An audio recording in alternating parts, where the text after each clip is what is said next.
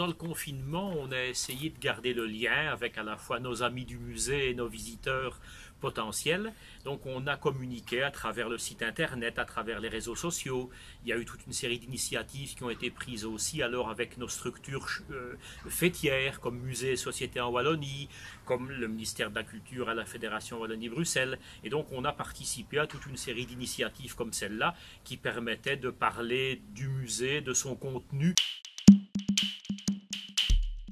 Nous avons pris toute une série de mesures, j'allais dire classiques. Nous avons encore la chance aussi en fait d'être un site qui est très grand. Le musée, c'est 20 salles. Le parcours dans le musée, c'était déjà un parcours qui était un parcours en sens unique. Et donc, on a aussi le grand jardin de plantes médicinales qui est là. Donc, ce sont des espaces relativement vastes, relativement amples, et donc au sein desquels on n'a pas trop de difficultés en ce qui concerne le croisement des visiteurs ou bien la promiscuité. Nous allons aussi réouvrir toute notre structure Horeca de terrasse. Alors nous le faisons avec de nouveau la chance d'avoir une très grande terrasse, donc une très grande superficie. Donc on a pu assez facilement réorganiser la structure de la terrasse. Il y a une carte qui est une carte réduite. Donc pour la facilité du service et de la cuisine, on va travailler avec une carte d'été qui est moins importante que la carte habituelle, mais qui est quand même belle, qui est quand même variée, qui fait la part belle aux produits locaux et régionaux. Donc à partir du mois de juillet, on va essayer de reprendre le programme normal qui était prévu en termes d'animation.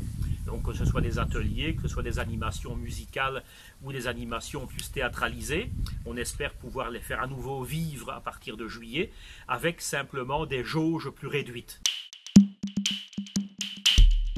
Nous avons aussi pendant l'été 2 nocturnes. Les 2 nocturnes sont prévus le 4e vendredi du mois de juillet et du mois d'août. Mais vu les circonstances un peu particulières, on a décidé d'étendre les nocturnes et d'en faire un concept pour toute la journée. Donc en fait, les animations commenceront déjà aussi à ce moment-là à partir de 14 h.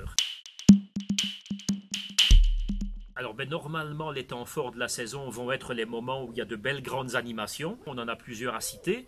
Il y a notamment Erwan Etienne, qui est un conteur français, un spécialiste de l'histoire des plantes médicinales.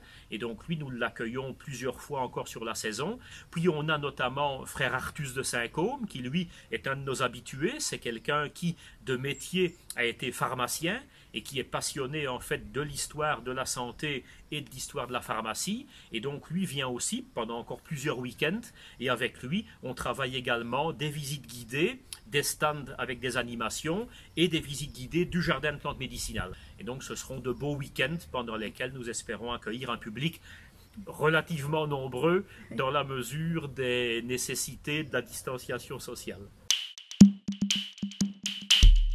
Alors le plus simple sans doute aujourd'hui pour retrouver toutes les informations concernant le programme d'animation, ce qui est maintenu, ce qui est modifié, toute la vie du musée au cours des 6 prochains mois, c'est d'aller consulter notre site internet finalement. Et c'est www.notre-dame-à-la-rose en un mot.be.